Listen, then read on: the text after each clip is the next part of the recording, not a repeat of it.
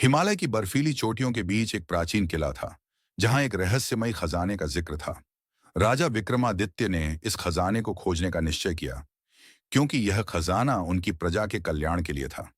यात्रा शुरू करते ही विक्रमादित्य ने महसूस किया कि यह कोई साधारण यात्रा नहीं है। यहाँ रहस्य और खतरों का साया था।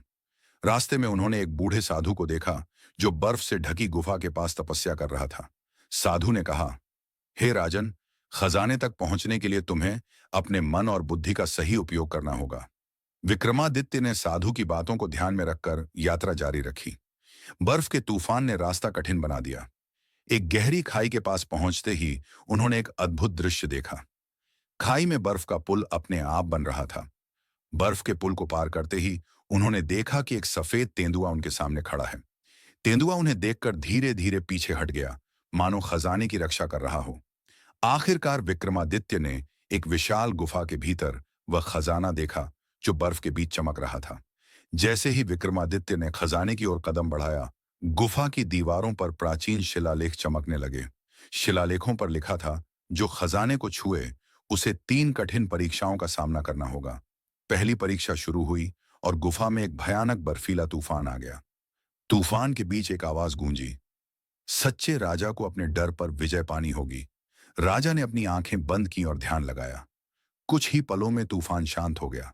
दूसरी परीक्षा में गुफा की दीवारों से बर्फ के सैनिक प्रकट हुए और राजा पर हमला करने लगे। राजा ने अपनी कुशलता और साहस से सभी बर्फीले सैनिकों को हरा दिया। तीसरी परीक्षा में गुफा के भीतर एक झील दिखाई दी, जिसमें पार करने के लिए कोई साधन नहीं था।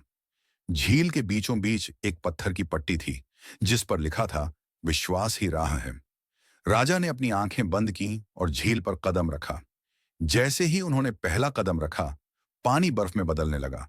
खजाने तक पहुंचने के लिए राजा ने अपनी सूझबूझ और धैर्य का परिचय दिया। खजाना खोलते ही उसमें से केवल सोना चांदी नहीं, बल्कि ज्ञान की पुस्तकें और एक अमर ज्योति निकली। ज्योति ने राजा से कहा, यह खजाना केवल उन लोगों के लिए है जो इसका सही उपयोग करेंगे। राजा ने खजाने को अपनी प्रजा के कल्याण और शिक्षा के लिए समर्पित कर दिया। लेकिन अचानक गुफा से एक रहस्यमयी आवाज आई, तुमने मेरा खजाना चुराया है। आवाज गूंजती है, अब तुम्हें मेरे शाप का सामना करना होगा। राजा विक्रमादित्य ने आवाज की ओर मुड़कर कहा, मैंने कोई चोरी नहीं की। यह खजाना प्रजा के कल्याण के लिए है। शब्दों में घबराहट और गुस्सा महसूस हुआ। यह खजाना मेरे शापित अस्तित्व का हिस्सा है। विक्रमादित्य ने समझ लिया कि यह कोई साधारण खजाना नहीं है, बल्कि यह किसी प्राचीन शक्ति का हिस्सा था। तभी गुफा की दीवारों से चमत्कारी बर्फ के जाल निकलने लगे, जैसे कोई जादुई तंत्र काम कर रहा हो। तुमने जो खजाना लिया है वह शापित है, और अब तुम एक नए शाप से ग्रस्त हो। आवाज फिर से गूंजती है। राजा विक्रमादित्य ने शाप को तोड़ने के लिए पुरानी पुस्तकें और अमर ज्योति का अध्ययन करना शुरू किया। कुछ समय बाद उसने पाया कि शाप केवल एक विशेष तंत्र द्वारा ही समाप्त किया जा सकता था। एक पुराना मंत्र जो केवल सच्चे राजा को पता था। राजा विक्रमादित्य ने गहरी सांस ली और उस मंत्र का उच्चारण किया जो उसने किताब में पढ़ा था। मंत्र का असर होते ही गुफा के अंदर एक जबरदस्त प्रकाश चमका और शापित अस्तित्व की ताकत कमजोर होने लगी। लेकिन अचानक गुफा में एक विशाल दरवाजा खुला और उसमें से एक दूसरी शक्ति प्रकट हुई। यह वही शक्ति थी जो खजाने के साथ बंधी थी। विक्रमादित्य ने दरवाजे से बाहर निकलते हुए कहा, मैं जो शापित खजाना लेकर आया हूं, अब वह पूरी तरह से प्रजा के कल्याण के लिए होगा। गुफा के भीतर एक महान युद्ध छिड़ गया, जहां विक्रमादित्य और वह अज्ञेय शक्ति एक दूसरे से भिड़ रहे थे। विक्रमादित्य की शक्ति और बुद्धि से वह अज्ञेय शक्ति धीरे धीरे हारने लगी। अंततः विक्रमादित्य ने वह शक्ति पर विजय प्राप्त की और खजाना पूरी तरह से शाप मुक्त हो गया। राजा विक्रमादित्य ने खजाने को अपनी प्रजा के कल्याण के लिए पूरी तरह से समर्पित कर दिया और अब वह शाप मुक्त हो गया था। राजा विक्रमादित्य की कथा ने न केवल एक खजाने को प्राप्त करने की कहानी बताई, बल्कि उसने दिखाया कि किसी भी शाप और चुनौती से पार पाना केवल बुद्धि और साहस से ही संभव है। राजा विक्रमादित्य की विजय के बाद वह खजाना और अमर ज्योति लेकर अपने महल लौटने के लिए तैयार हुआ। लेकिन जैसे ही उसने गुफा से बाहर कदम रखा, उसे एहसास हुआ कि इस यात्रा का उद्देश्य केवल खजाने तक पहुंचना नहीं था, बल्कि कुछ और रहस्यमय चीजें थीं जो उसके जीवन को पूरी तरह से बदलने वाली थीं। जैसे ही विक्रमादित्य ने महल की ओर यात्रा शुरू की, उसे अचानक हवा में एक बदलाव महसूस हुआ। चारों ओर बर्फ की चादर और सर्द हवाओं ने उसका पीछा करना शुरू कर दिया। ऐसा महसूस हो रहा था कि वह अकेला नहीं था। कोई अनदेखी ताकत उसकी यात्रा को बाधित कर रही थी। विक्रमादित्य ने महसूस किया कि इस खजाने और ज्योति की शक्ति ने केवल उसे ही नहीं, बल्कि पूरी प्रकृति को प्रभावित किया था। वह समझ चुका था कि यह रहस्य केवल बर्फ के पहाड़ों में ही नहीं, बल्कि उसके भविष्य के हर कदम में छुपा हुआ था।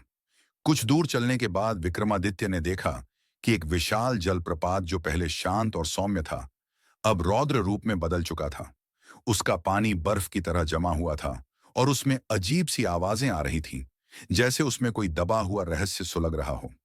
यह देखकर राजा को एहसास हुआ कि उस जलप्रपात में कोई पुराना जादू था जो उसके द्वारा उठाए गए खजाने से जुड़ा हुआ था। वह जलप्रपात अब एक पहेली बन चुका था, जिसे हल करना उसकी अगली चुनौती बन गई। राजा ने धीरे धीरे जलप्रपात के पास जाकर उसका निरीक्षण किया। उसे वहां पर एक पुराना शिला दिखाई दिया, जिस पर एक अजीब और जटिल तंत्र चित्रित था। यह तंत्र किसी प्रकार से खजाने के शाप से जुड़ा हुआ था और इसका रहस्य केवल एक ही व्यक्ति सुलझा सकता था। तंत्र में लिखा था, जो इस शाप को तोड़ेगा वही इस शक्ति का सही वारिस बनेगा, लेकिन वह केवल अपने हृदय की सच्चाई से ही यह कर सकेगा। विक्रमादित्य समझ गया कि यह रहस्य केवल बाहरी शक्ति से नहीं, बल्कि अपने अंदर की ताकत से हल हो सकता था। राजा ने एक गहरी सा सांस ली और तंत्र को ठीक से समझने की कोशिश की। उसे समझ में आया कि इस रहस्य को हल करने के लिए उसे अपनी सच्ची पहचान और उद्देश्य को स्वीकार करना होगा, और इसके लिए उसे अपने सबसे गहरे डर और संदेहों का सामना करना पड़ेगा। राजा विक्रमादित्य ने अपने हृदय में गहरी शांति और विश्वास महसूस किया और मंत्र का उच्चारण किया, जो तंत्र में लिखा था।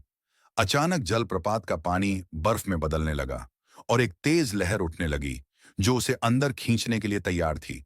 विक्रमादित्य ने अपनी पूरी शक्ति और विश्वास को समेट हुए उस लहर को चुनौती दी। जैसे ही उसने उसे छुआ, जलप्रपात के भीतर एक गहरी गुफा का द्वार खुला। यह गुफा उस शापित खजाने के साथ जुड़ी हुई थी और इसमें छुपा था एक और रहस्य, जिसे वह खुद सुलझाने वाला था। गुफा में प्रवेश करने के बाद विक्रमादित्य ने देखा कि यहाँ सब कुछ अलग था। दीवारों पर चमकते हुए शिलालेख, जिनमें पुरानी शक्ति और तंत्र की बातें लिखी थीं, और एक और जलप्रपात जो इस गुफा का हिस्सा था, अचानक से उसकी उपस्थिति का स्वागत करने लगा। यहाँ एक और अद्भुत रहस्य था। विक्रमादित्य ने महसूस किया कि यह गुफा समय और स्थान से परे थी, और इस गुफा में प्रवेश करने से वह किसी नई शक्ति का अनुभव करने वाला था, जो न केवल उसके भविष्य को बल्कि पूरी दुनिया को बदलने वाली थी। राजा विक्रमादित्य ने अपना कदम आगे बढ़ाया और वह शक्ति जो अब तक एक रहस्य थी, उसे अपने भीतर महसूस किया। क्या वह उस शक्ति को अपने अधीन कर पाएगा, और क्या वह खजाने का असली उद्देश्य जान पाएगा? यही सवाल था जो उसे अगले कदम पर ले जाएगा। राजा विक्रमादित्य ने गुफा में प्रवेश किया और महसूस किया कि वह एक ऐसी शक्ति से घिरा हुआ है जो न केवल उसके साहस और बुद्धि को चुनौती दे रही थी, बल्कि उसके हृदय की सच्चाई को भी परख रही थी। जैसे जैसे वह गुफा की गहराई में बढ़ता गया, उसे यह एहसास हुआ कि उसका सामना अब सिर्फ शापित खजाने से नहीं, बल्कि एक ऐसी प्राचीन शक्ति से था जो समय के साथ भूल गई थी। गुफा के अंत में एक विशाल मंच था, जिसमें एक चमकदार पत्थर रखा हुआ था। यह पत्थर उस शक्ति का प्रतीक था जो विक्रमादित्य को मिल चुकी थी। जैसे ही उसने उस पत्थर को छुआ, गुफा के अंदर एक भयावह दहाड़ गूंज उठी और पूरी गुफा अचानक हिलने लगी। तुमने मेरे पत्थर को छुआ है, एक एक गहरी रहस्यमयी आवाज गूंजती है। अब तुम्हारा परीक्षण शुरू होगा और तुम जानोगे कि तुमसे पहले कितने ही राजा इस शक्ति के सामने नतमस्तक हो चुके हैं। राजा विक्रमादित्य ने एक पल के लिए सोचा, फिर उसकी आंखों में दृढ़ संकल्प की चमक दिखाई दी। मैंने जो रास्ता चुना है, उसे कोई ताकत नहीं बदल सकती। मैं जानता हूं कि इस शक्ति का सही उपयोग क्या है, और मैं इसे अपनी प्रजा के भले के लिए ही इस्तेमाल करूंगा। जैसे ही विक्रमादित्य ने अपनी बात पूरी की, वह शक्ति हंसी। तुम समझते हो कि तुम इस शक्ति के साथ न्याय करोगे, लेकिन इस शक्ति की असली परीक्षा तो तुम्हारे हृदय में छुपी है। और उसके बाद गुफा के भीतर एक और प्राचीन दरवाजा खुला।